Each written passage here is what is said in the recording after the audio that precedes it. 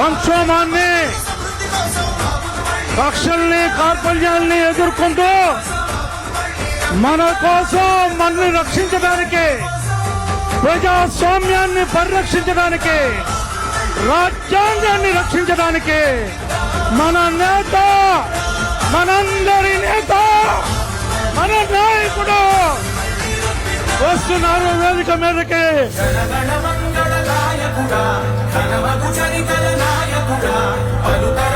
ఆనాటి నందమూరి తారక రామారావు ప్రారంభించబడినట్టు తెలుగుదేశం పార్టీ ఈరోజు ఆ పార్టీని రక్షించడానికి, సమాజాన్ని రక్షించడానికి మనందరి ప్రీతమ నాయకుడు మన తెనాలి విజయ సందర్భంగా స్వాగతం, సుస్వాగతం.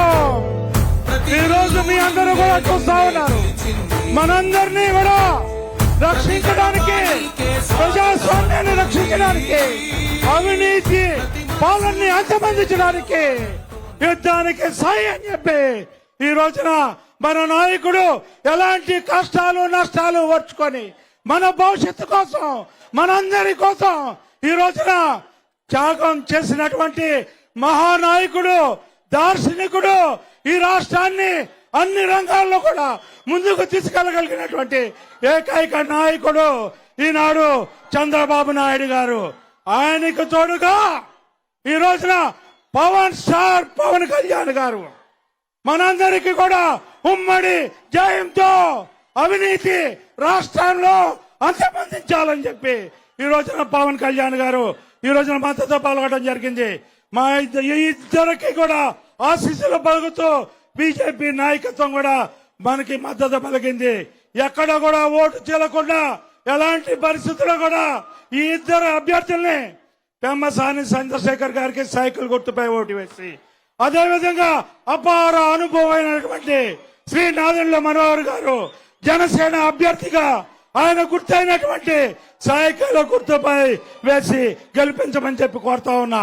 అరాచకం పోవాలన్నా, ఉచిత ఇసుక రావాలన్నా, రాజధాని రావాలన్నా, పోలవరం ప్రాజెక్టు కట్టాలన్నా, కట్టడాల్ని కూల్చివేసి నాయకుడిని పాల్చాలన్నా ఈనాడు చంద్రబాబు నాయుడు నాయకత్వం, దార్శనికతో కూడినటువంటి, ముందు చూపుతో కూడినటువంటి నాయకుడు మనకి కావాలి. మంచిని నమ్మేవాడు కావాలి మనకి. మంచిని నమ్మకుండా మనందరినీ మోసం చేసేవాడు, నిత్యం అబద్ధాలు వాడేవాడు కాదు మనకు కావాల్సింది. అందుకే ఈ రోజున మీ అందరికీ చెప్తా ఉన్నా, లాకప్ చేసుకోవాల్సిన పరిస్థితి జూన్ 4వ తారీఖు వచ్చింది. లాకప్ లోకి వెళ్లే పరిస్థితి కూడా జగన్మోహన్ రెడ్డికి వచ్చింది.